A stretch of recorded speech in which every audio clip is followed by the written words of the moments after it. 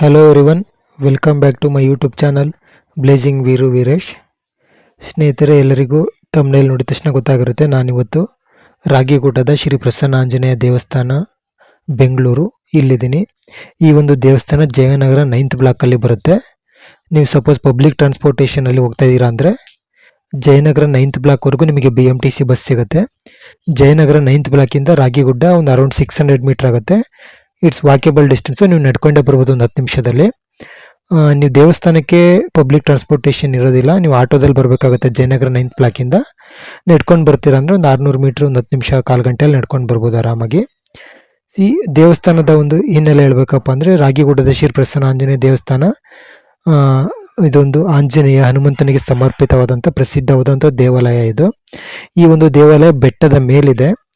ಹಂಗೆ ಇದ್ರ ಸುತ್ತಲೂ ಕೇವಲ ಹನುಮಂತನ ದೇವಾಲಯ ಮಾತ್ರ ಅಲ್ಲ, ಈ ಹನುಮಂತನ ದೇವಾಲಯದ ಸುತ್ತಲೂ ರಾಮ, ಸೀತಾ, ಲಕ್ಷ್ಮಣ, ಗಣೇಶ, ನವಗ್ರಹ, ಶಿವಲಿಂಗ ಮತ್ತು ರಾಜರಾಜೇಶ್ವರಿ ದೇವತೆಗಳ ಸನ್ನಿಧಾನಗಳಿದೆ. ಹಾಗೆ ಇಲ್ಲಿ ತ್ರಿಮೂರ್ತಿಗಳು ನೆಲೆಸಿರುವಂಥ ಶಿಲಾಮೂರ್ತಿ ಕೂಡ ಇಲ್ಲಿದೆ. ಇಲ್ಲಿ ಈ ಒಂದು ಪ್ರದೇಶದಲ್ಲಿ ಹನುಮಂತನ ಒಂದು ದೊಡ್ಡ ವಿಗ್ರಹ, ಸುಂದರವಾದ ವಾಸ್ತುಶಿಲ್ಪ ಹಾಗೂ ಸುತ್ತಲೂ ಹಚ್ಚ ಹಸಿರಿನಿಂದ ಕೂಡಿರುವಂಥ ಪರಿಸರ ಈ ಒಂದು ಪ್ರದೇಶದ ಒಂದು ಮುಖ್ಯವಾದ ಅಂಶ ಆಗಿದೆ.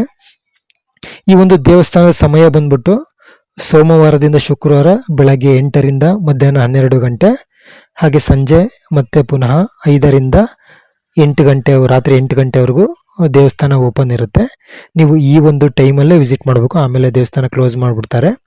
ಇನ್ನು ಶನಿವಾರ ಭಾನುವಾರ ಬರ್ತಾ ಇದ್ದೀರಾ ಅಂದರೆ ಜಸ್ಟ್ 1 ಅವರ್ ಎಕ್ಸ್ಟೆಂಡ್ ಆಗುತ್ತೆ. ಅಂದರೆ ಬೆಳಗ್ಗೆ 8ರಿಂದ ಮಧ್ಯಾಹ್ನ 1 ಗಂಟೆವರೆಗೂ, ಮತ್ತೆ ಪುನಃ ಸಂಜೆ 5ರಿಂದ ರಾತ್ರಿ 8:30ವರೆಗೂ ದೇವಸ್ಥಾನ ಓಪನ್ ಇರುತ್ತೆ.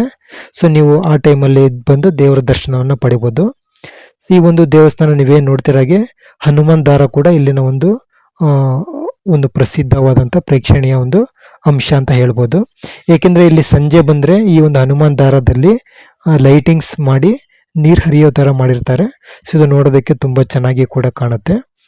ಈ ಒಂದು ದೇವಸ್ಥಾನ ಈ ಒಂದು ಪ್ರದೇಶಕ್ಕೆ ರಾಗಿಗುಡ್ಡ ಅಂತ ಯಾಕೆ ಬಂತು ಅಂತ ಹೇಳೋದಂತ ನೋಡೋದಾದರೆ, ಈ ಒಂದು ಪ್ರದೇಶ ಈ ಗುಡ್ಡದ ಮೇಲಿರುವಂಥದ್ದು. ಹಾಗೆ ಈ ಒಂದು ಪ್ರದೇಶದಲ್ಲಿ ಈ ದೇವಸ್ಥಾನಕ್ಕೂ ಮುಂಚೆ ಇಲ್ಲಿ ರಾಗಿ ಬೆಳೀತಾ ಇದ್ರು, ಅಂದರೆ ದೊಡ್ಡದಾದ ರಾಗಿ ಬೆಟ್ಟ ಆಗಿತ್ತು ಇದು ಅಂತ ಕೂಡ ಹೇಳಲಾಗುತ್ತೆ. ಅದಾದ ನಂತರ ಈ ಒಂದು ಪ್ರದೇಶದಲ್ಲಿ ದೇವಸ್ಥಾನ ರಚಿತ ಆಗಿರೋದ್ರಿಂದ ರಾಗಿಗುಡ್ಡ ಅಂತ ಹೆಸರು ಬಂತು ಅಂತ ಕೂಡ ಹೇಳಲಾಗುತ್ತೆ. ಹಾಗೆ ಇನ್ನೊಂದು ಮೂಲದ ಪ್ರಕಾರ ಅಂದರೆ ಇಲ್ಲಿನ ಒಂದು ಜನರು ಹೇಳುವ ಪ್ರಕಾರ, ಸೊ ಇಲ್ಲಿ ಏನಾಗಿತ್ತು ಅಂದರೆ, ಇದು ಸ್ಥಳೀಯ ಪುರಾಣದ ಪ್ರಕಾರ ಈ ಒಂದು ಪ್ರದೇಶದಲ್ಲಿ ಈ ಒಂದು ಪ್ರದೇಶವನ್ನು ಆಳ್ತಿದ್ದಂಥ ಮುಖ್ಯಸ್ಥನ ಪತ್ನಿಯಾಗಿದ್ದ ಅವರು ಒಬ್ಬರು ಧರ್ಮನಿಷ್ಠೆ ಮಹಿಳೆ ಆಗಿರ್ತಾರೆ. ಅವರ ಹೆಸರು ಸುಧರ್ಮೆ ಅಂತ ಹೇಳಿ. ಅವರು ಒಮ್ಮೆ ಅವ್ರ ಮನೆಗೆ ಈ ತ್ರಿಮೂರ್ತಿಗಳು ಅಂದರೆ ಬ್ರಹ್ಮ, ವಿಷ್ಣು, ಮಹೇಶ್ವರರು ಒಂದು ನಾರ್ಮಲ್ ಸಾಧುಗಳ ವೇಷ ಧರಿಸಿ ಭಿಕ್ಷೆಗೆ ಅಂತ ಬರ್ತಾರೆ. ಭಿಕ್ಷೆಗೆ ಅಂತ ಬಂದಾಗ ಅಲ್ಲಿ ಆ ಮಹಿಳೆ ಸುಧರ್ಮೆ ಆಗಿರ್ತಕ್ಕಂಥ ಅವರು ದಾನ ಧರ್ಮ ನಿಷ್ಠೆಯಲ್ಲೇ ತಮ್ಮನ್ನು ತಾವು ತೊಡಗಿಸ್ಕೊಂಡಿರ್ತಾರೆ. ಸೊ ಅವ್ರೇನು ಮಾಡ್ತಾರೆ, ಅದೇ ವರ್ಷ ಬೆಳೆದಿರೋದಂಥ ಮೊದಲ ಬೆಳೆ ಆಗಿರ್ತಕ್ಕಂಥ ರಾಗಿಯನ್ನು ಅವರಿಗೆ ಭಿಕ್ಷೆಯಾಗಿ ಕೊಡೋದಕ್ಕೆ ಹೋಗಿರ್ತಾರೆ. ಸೊ ಆ ಟೈಮಲ್ಲಿ ಆ ಸುಧರ್ಮೆಯ ಅತ್ತೆ ಅದನ್ನು ಕೊಡಬಾರ್ದು ಅಂತೇಳಿ ತಡೀತಾರೆ.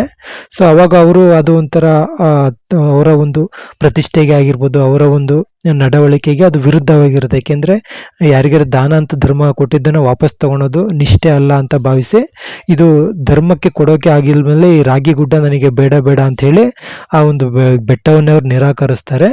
ಸೊ ಅವರ ಒಂದು ಪ್ರತಿಷ್ಠೆಗೆ, ಅವರ ಒಂದು ತಾಳ್ಮೆಗೆ, ಅವರ ಈ ಒಂದು ದಾನ ಧರ್ಮದ ಮನೋಭಾವಕ್ಕೆ ಮೆಚ್ಚಿ ತ್ರಿಮೂರ್ತಿಗಳು ಅದೇನು ಸಾಧುಗಳ ವೇಷದಲ್ಲಿ ಬಂದಿರ್ತಾರಲ್ಲ, ಅವರು ತಮ್ಮ ನಿಜವಾದ ರೂಪವನ್ನು ತೋರಿಸಿ ಆ ಒಂದು ಮಹಿಳೆಗೆ ಆಶೀರ್ವಾದ ಮಾಡಿ ಇದೇ ಒಂದು ಪ್ರದೇಶದಲ್ಲಿ 3 ಕಲ್ಲುಗಳಾಗಿ ನೆಲೆಸ್ತಾರೆ. ಆ ಕಲ್ಲುಗಳನ್ನು ನೀವು ಈಗಲೂ ಕೂಡ ನೋಡ್ಬೋದು. ಅದು ಮುಂಚೆ ದೊಡ್ಡ ಬಂಡೆ 3 ಬಂಡೆಗಳಾಗಿ ಅಲ್ಲೇ ಇದ್ವು. ಈಗ ತದಾದ ನಂತರ ಇವರು ಈ ದೇವಸ್ಥಾನದ ಆಡಳಿತ ಮಂಡಳಿ ಆ ಕಲ್ಲುಗಳ ಮೇಲೆ ನಾ ಹೇಳಿದ್ನಲ್ಲ ಈಗ ಒಂದು ಸ್ಥಳೀಯ ಒಂದು ಪುರಾಣದ ಒಂದು ಹಿನ್ನೆಲೆಯನ್ನು ಪ್ರತಿನಿಧಿಸೋದಕ್ಕೋಸ್ಕರ ಆ ಒಂದು ಬಂಡೆಗಳ ಮೇಲೆ ಬ್ರಹ್ಮ, ವಿಷ್ಣು, ಮಹೇಶ್ವರರ ಕೆತ್ತನೆಗಳನ್ನು ಕೆತ್ತಿದ್ದಾರೆ. ಆ ಒಂದು ಬಂಡೆಗಳನ್ನು ನೀವು ಮುಂದೆ ವಿಡಿಯೋದ ಮುಂದೆ ನೋಡ್ತಾ ಹೋಗ್ತೀರಾ. ಸೊ ಇದು ಈ ಒಂದು ಸ್ಥಳೀಯ ಆಮೇಲೆ ಆ 3 ಬಂಡೆಗಳನ್ನು ನೆಲೆಸಿದ ಮೇಲೆ ಈ ಒಂದು ಪ್ರದೇಶಕ್ಕೆ ರಾಗಿಗುಡ್ಡ ಅಂತ ಕೂಡ ಹೆಸರು ಬಂತು ಅಂತ ಕೂಡ ಹೇಳಲಾಗುತ್ತೆ. ಅದಾದ ನಂತರ ಇಲ್ಲಿ ಆಂಜನೇಯನ ಪ್ರತಿಷ್ಠಾಪನೆ ಮಾಡಿ, ಅದ ಗಣಪತಿ ಹಾಗೆ ಇನ್ನಿತರ ದೇವರುಗಳನ್ನು ಪ್ರತಿಷ್ಠಾಪನೆ ಮಾಡಿ ದಿನನಿತ್ಯ ಪೂಜೆಗಳನ್ನು ಕೂಡ ಇಲ್ಲಿ ತಗೊಳ್ತಾ ಹೋಗ್ತಾರೆ. ಹಾಗೆ ಒಂದು ಇತಿಹಾಸವನ್ನು ನೋಡ್ತಾ ಹೋದಂಗೆ ಈ ಒಂದು ದೇವಸ್ಥಾನ 1969ರಲ್ಲಿ ಒಂದು ಯುವಕರ ಇಲ್ಲಿನ ಸ್ಥಳೀಯ ಯುವಕರ ಪ್ರಯತ್ನದಿಂದ ಈ ದೇವಸ್ಥಾನ ಸ್ಥಾಪನೆ ಆಗಿದೆ ಅಂತ ಕೂಡ ಹೇಳ್ತಾರೆ. ಹಾಗೆ ಅಧಿಕೃತವಾಗಿ 1972ರಲ್ಲಿ ನೋಂದಣಿ ಕೂಡ ಮಾಡಿರ್ತಾರೆ. ಸೊ ಈ ಒಂದು ಆಂಜನೇಯನ ಪ್ರತಿಷ್ಠಾಪನೆ ಹಾಗೂ ರಾಗಿಗುಡ್ಡದ ದೇವಸ್ಥಾನ ಪ್ರತಿಷ್ಠಾಪನೆ ಅಧಿಕೃತವಾಗಿ 1972ರಲ್ಲಿ ಆಗಿದೆ ಅಂತ ಕೂಡ ಹೇಳಲಾಗುತ್ತೆ. ಹಾಗೆ ಇಲ್ಲಿ ಕೇವಲ ದೇವಸ್ಥಾನ ಅಲ್ಲ, ಇಲ್ಲಿ ಮತ್ತೆ ಇದಾದ ನಂತರ ಮತ್ತೇನೇನು ನೀವು ಇಲ್ಲಿ ನೋಡ್ಬೋದು ಅಂದರೆ ಪುಷ್ಕರಣಿ ಇದೆ, ಗೋಶಾಲೆ ಇದೆ. ಇಲ್ಲಿ ಸುಮಾರು ಒಂದು 30ಕ್ಕೂ ಅಧಿಕ ಹಸುಗಳು, ವಿವಿಧ ತಳಿ ಹಸುಗಳಿದ್ದಾವೆ. ಹನುಮಾನ್ ದಾರ ಈಗೇನು ನಾವು ತೋರಿಸಿದ್ನಲ್ಲ ಸ್ಟಾರ್ಟಿಂಗ್ ಬರ್ತಾ ಅದೇ ಹನುಮಾನ್ ದಾರ ಅಂತೇಳಿ, ಅಲ್ಲಿ ಸಂಜೆ ಟೈಮಲ್ಲಿ ಹನುಮಾನ್ ದಾರದಲ್ಲಿ ನೀರು ಹರಿಯೋ ಥರ ಆಮೇಲೆ ಲೈಟಿಂಗ್ಸ್ ಎಲ್ಲ ವ್ಯವಸ್ಥೆ ಮಾಡಿ ಚೆನ್ನಾಗಿ ಇರುತ್ತೆ. ಆಮೇಲೊಂದು ವಿನಾಯಕನ ದೇವಸ್ಥಾನ ಇದೆ, ನರಸಿಂಹನ ದೇವಸ್ಥಾನ ಇದೆ, ಅರಳಿ ಮರ ಇದೆ, ಸುಬ್ರಹ್ಮಣ್ಯ ಸ್ವಾಮಿ ದೇವಸ್ಥಾನ ಇದೆ. ಸೊ ಹಾಗಾಗಿ ವಿಶೇಷವಾಗಿ ದೇವಸ್ಥಾನಗಳ ಸಮೂಹವೇ ಕೂಡ ಇಲ್ಲಿದೆ. ನೀವು ಯಾರು ಈ ದೇವಸ್ಥಾನಕ್ಕೆ ವಿಸಿಟ್ ಮಾಡ್ತೀರೋ ಈ ಎಲ್ಲ ದೇವರುಗಳ ದರ್ಶನ ಪಡೆದು ಆಶೀರ್ವಾದ ಕೂಡ ಪಡ್ಕೊಬೋದು. ಹಾಗೆ ಇಲ್ಲಿ ಪ್ರತಿ ವರ್ಷವಾಗಿ ಹನುಮಾನ್ ಜಯಂತಿ ದಿನ, ಹನುಮಾನ್ ಜಯಂತಿಯ ವಿಶೇಷ ಸಂದರ್ಭದಲ್ಲಿ ವಿಶೇಷವಾದಂತಹ 12 ದಿನಗಳ ಯಾಗ, ಪೂಜೆ, ಜಾತ್ರೆ ಎಲ್ಲ ನೆರವೇರುತ್ತೆ.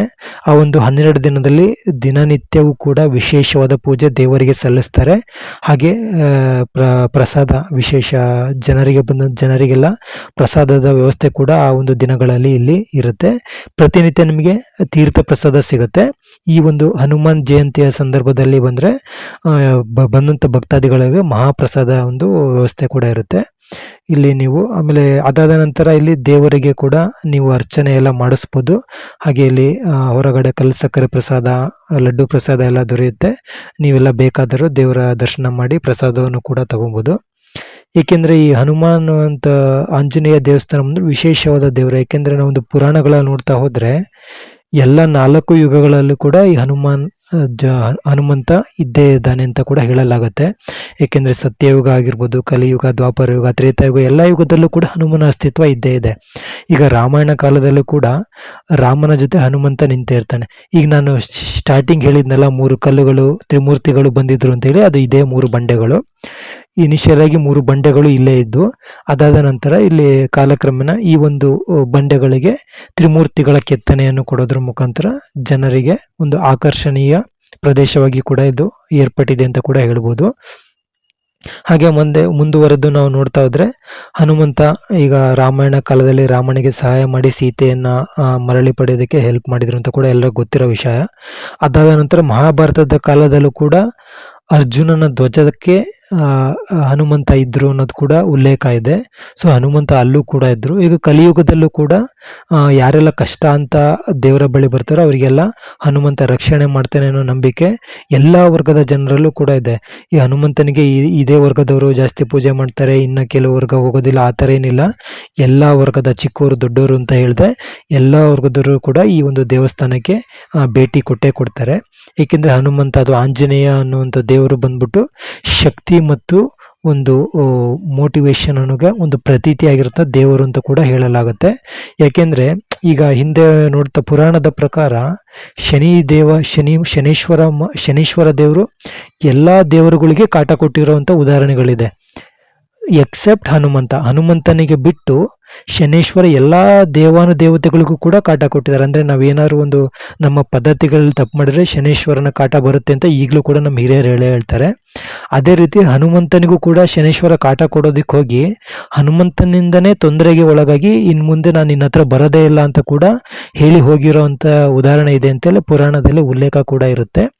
ಆದ್ರಿಂದ ಯಾರ್ಯಾರು ಈ ಶನೇಶ್ವರನ ತೊಂದರೆಗೆ ಒಳಗಾಗಿರ್ತಾರೋ, ತಮ್ಮ ಜೀವನದಲ್ಲಿ ಕಷ್ಟ ತುಂಬಾ ಫೇಸ್ ಮಾಡ್ತಾ ಇರ್ತಾರೆ, ಅಂತಾರೆಲ್ಲ ಆಂಜನೇಯನ ದರ್ಶನ ಮಾಡಿ ಪ್ರತಿ ಶನಿವಾರ ಆಂಜನೇಯನಿಗೆ ವಿಶೇಷ ಪೂಜೆ ಸಲ್ಲಿಸೋದ್ರ ಮುಖಾಂತರ ಒಂದು ತಮ್ಮ ಕಷ್ಟ ಕಾರ್ಪಣ್ಯಗಳಿಗೆ ತಮ್ಮ ಕಷ್ಟ ಕಾರ್ಪಣ್ಯಗಳಿಂದ ಅಂತ್ಯ ಆಡೋದ್ರ ಮುಖಾಂತರ ಒಳ್ಳೆ ಜೀವನ ಸಾಗಿಸ್ತಾರೆ ಅನ್ನೋ ನಂಬಿಕೆ ಕೂಡ ಇದೆ.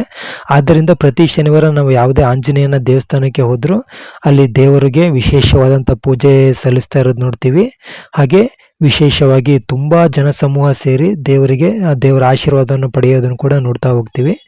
ಇದಾದ ನಂತರ ಹಿಂಗೆ ಮುಂದುವರೆದು ದೇವಸ್ಥಾನದ ಸುತ್ತಲೂ ನೋಡ್ತಾ ಹೋದರೆ ಆಗಲೇ ಹೇಳ್ದಂಗೆ ಈ ಥರ ಬೆಟ್ಟದ ಮೇಲೆ ಇರೋದ್ರಿಂದ ತುಂಬ ನೋಡೋದಕ್ಕೆ ಅದ್ಭುತವಾಗಿ ಕಾಣುತ್ತೆ. ಆಮೇಲೆ ತುಂಬ ಒಳ್ಳೆ, ಈಗ ಯಾರಾದರೂ ಫೋಟೋ ತಗೊಳೋದರಿಗೆ ವಿಡಿಯೋ ಮಾಡೋರಿಗೆ ತುಂಬ ಚೆನ್ನಾಗಿ ಕೂಡ ಬರುತ್ತೆ. ಯಾಕೆಂದರೆ ನೋಡಿ, ನೀವು ನೋಡ್ತಾ ಇರ್ಬೋದು, ಗುಡ್ಡದ ಮೇಲೆ ದೇವ್ರು ಇರೋದ್ರಿಂದ ಒಂದು ಕೆಳಗಡೆಯಿಂದ ನೀವು ಸುತ್ತಲೂ ಎಲ್ಲಿ ನಿಂತ್ಕೊಂಡು ನೋಡ್ರು ಒಂದು ಮಂಟಪ ದೇವರ ಮಂಟಪ ಕಾಣಿಸುತ್ತೆ. ಸೊ ಅದಾದ್ರಿಂದ ನೀವು ಈ ಪ್ರಶಾಂತವಾದ ಸ್ಥಳದಲ್ಲಿ ನಿಮ್ಮ ಈ ಹಚ್ಚ ಹಸಿರಿಂದ ಕೂಡ ನಿಮಗೆ ಎಲ್ಲ ಕಡೆ ನೆರಳೆಲ್ಲ ಸಿಗುತ್ತೆ. ದೇವಸ್ಥಾನದ ಆವರಣ ತುಂಬ ವಿಶಾಲವಾಗಿದೆ, ನೀವು ಕುತ್ಕೊಬೋದು ಆರಾಮಾಗಿ. ನೆರಳಿದೆ, ತುಂಬ ಒಳ್ಳೆ ಟೈಮ್ ಸ್ಪೆಂಡ್ ಮಾಡ್ಬೋದು. ಪ್ರಶಾಂತವಾಗಿ ದೇವರ ಕೀರ್ತನೆಗಳು, ದೇವರ ಧ್ಯಾನಗಳು ಅಲ್ಲಿ ಮೈಕಲ್ಲೆಲ್ಲ ಅನೌನ್ಸ್ಮೆಂಟ್ ಬರ್ತಾ ಇರುತ್ತೆ. ಸೊ ಅದನ್ನೆಲ್ಲ ನಿಮ್ಮ ಕಿವಿಗೆ ತಗೊಂಡು ತುಂಬ ಒಂಥರ ಧ್ಯಾನ ಭಾವದಿಂದ, ಧನ್ಯತಾ ಭಾವದಿಂದ ದೇವರ ದರ್ಶನವನ್ನು ಮಾಡಿ ಇಲ್ಲಿ ತಮ್ಮ ಒಳ್ಳೆ ಪೀಸ್ಫುಲ್ ಟೈಮ್ನ ಸ್ಪೆಂಡ್ ಮಾಡ್ಬೋದು ಅಂತ ಕೂಡ ನಾನು ಹೇಳ್ತೀನಿ. ಹಾಗೆ ಈಗ ನಾವು ಹೋದಂಥ ಸಂದರ್ಭದಲ್ಲೂ ಕೂಡ ಇಲ್ಲಿ ಮಹಾಪ್ರಸಾದದ ಇತ್ತು. ಯಾಕೆಂದರೆ ಹನುಮಾನ್ ಜಯಂತಿ ಕಳೆದ ವಾರ ಅಷ್ಟೇ ಆಗಿತ್ತು. ಸೊ ಅದಾಗಿ 12 ದಿನಗಳ ಕಾಲ ವಿಶೇಷ ಪೂಜೆ ಪುನಸ್ಕಾರಗಳು ಇಲ್ಲಿ ನೆರವೇರೋದ್ರಿಂದ ನಾವು ಹೋದಂಥ ಸಮಯದಲ್ಲಿ ಇಲ್ಲಿ ಬಂದಂಥ ಭಕ್ತಾದಿಗಳಿಗೆ ಮಹಾಪ್ರಸಾದ ಎಲ್ಲ ಕೊಡ್ತಾ ಇದ್ರು. ತುಂಬ ಅದ್ಭುತವಾಗಿತ್ತು. ಹಾಗೆ ಇಲ್ಲಿರುವಂಥ ಸುತ್ತಲೂ ಇರುವಂಥ ವಾಸ್ತುಶಿಲ್ಪ ಆಗಿರ್ಬೋದು, ಹಾಗೆ ಪುರಾತನ ದೇವಾಲಯಗಳಾಗಿರ್ಬೋದು, ಇಲ್ಲಿ ನೆಲೆಸಿರುವಂತಹ ಪುರಾತನ ಗಣಪತಿ, ಶಿವಲಿಂಗ, ಅವೆಲ್ಲ ದೇವರುಗಳ ನೋಡ್ತಾ ಇದ್ರೆ ಒಂಥರ ಇಲ್ಲಿನ ಸಂಸ್ಕೃತಿ ಅವೆಲ್ಲ ಎತ್ತಿ ತೋರಿಸುತ್ತೆ. ಹಾಗೆ ಈ ಗುಡ್ಡದ ಮೇಲೆ ಅವರು ಕಟ್ಟಿರುವಂಥ ವಾಸ್ತುಶಿಲ್ಪದ ವಿನ್ಯಾಸ ಅವೆಲ್ಲ ನೋಡ್ತಾ ಇದ್ರೆ ತುಂಬ ಚೆನ್ನಾಗಿ ಅನಿಸುತ್ತೆ. ದೇವರ ದರ್ಶನ ಪಡೆಯೋದಕ್ಕೆ ತುಂಬ 2 ಕಣ್ಣು ಸಾಲದು ಅಂತ ಕೂಡ ಹೇಳ್ಬೋದು. ಧನ್ಯವಾದಗಳು. ಜೈ ಶ್ರೀರಾಮ್.